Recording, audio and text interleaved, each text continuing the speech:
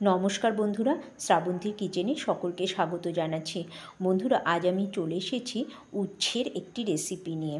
উচ্ছে কিন্তু গরমের দিনে খাওয়া ভীষণ উপকার, আমরা সবাই সেটা জানি।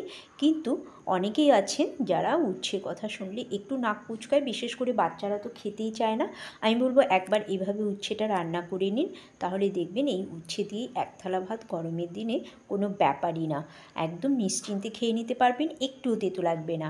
বন্ধুরা, রেসিপিটি যদি ভালো লেগে থাকে লাইক, কমেন্টস এবং শেয়ার করবেন। আর নতুন বন্ধুরা কিন্তু অবশ্যই সাবস্ক্রাইব করে অল বাটনে ক্লিক করবেন। তাহলে বন্ধুরা চলুন শুরু করা যাক আজকের রেসিপি।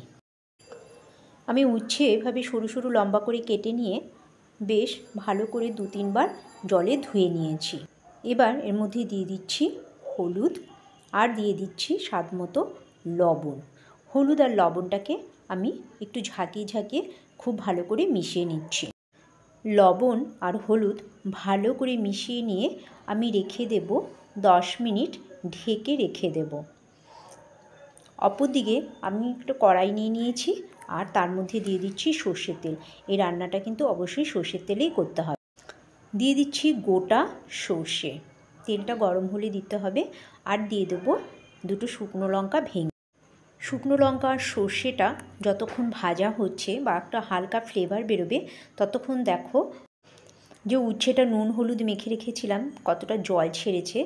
এবার আমি এই উচ্ছেটাকে একটু হাত দিয়ে চিপে চিপে জলটা যতটা বের করা যায় জলটা ঝেড়ে নিয়ে আমি কড়ার মধ্যে দিয়ে দেব।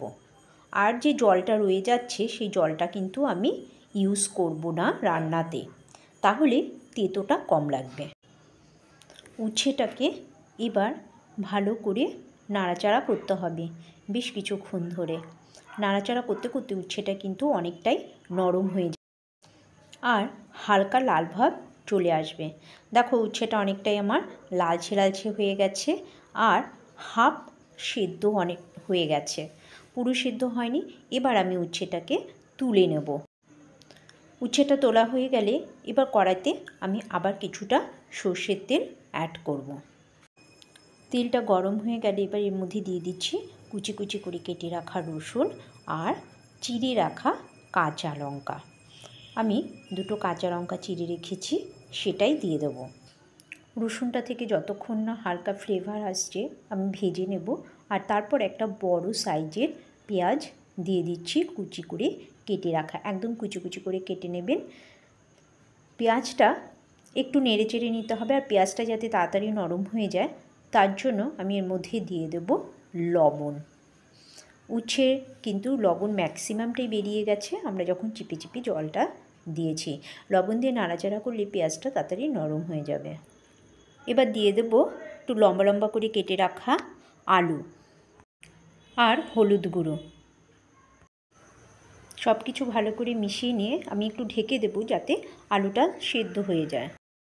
দেখুন মোটামুটি আলুটা হাফ সেদ্ধ হয়ে গেছে। এবার এর মধ্যে দিয়ে দিচ্ছি একটা বড় সাইজের কুচিয়ে রাখা টমেটো, দিয়ে দিচ্ছি ধনিয়া গুঁড়ো আর দেব জিরে গুঁড়ো।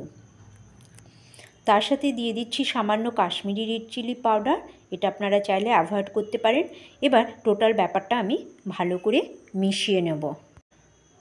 সামান্য একটু জল অ্যাড করছি যাতে মশলাটা কড়াইতে ধরে না যায়।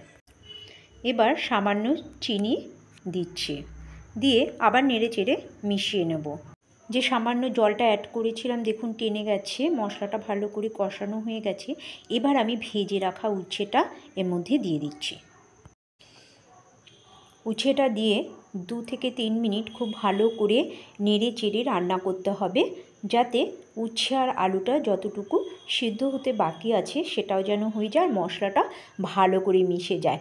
প্রচণ্ড গরমের সময় কিন্তু বন্ধুরা এভাবে আপনারা উচ্ছের তরকারি অবশ্যই রান্না করে খাবেন। দেখুন কতটা সুন্দর দেখতে হয়েছে, আর অবশ্যই কিন্তু খেতেও ভীষণ ভীষণ ভালো হবে। বন্ধুরা আপনারা কিন্তু এভাবে উচ্ছের তরকারি অবশ্যই রান্না করে খাবেন আর আমাকে কমেন্টস বক্সে জানাবেন যে আপনাদের এই রেসিপিটি কেমন লেগেছে।